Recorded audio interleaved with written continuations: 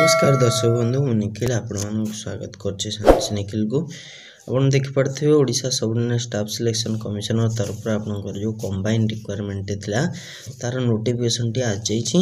Notification टी आपण भलो भाव देखि परिबे। नोटिफिकेशन टी 24 डिसेंबर आछि। कोन रहिछि भलो भाव रे फुल डिटेल्स रे देखिबा। ता पूर्व मो चैनल को जे नुआ आछन सब्सक्राइब करिवे।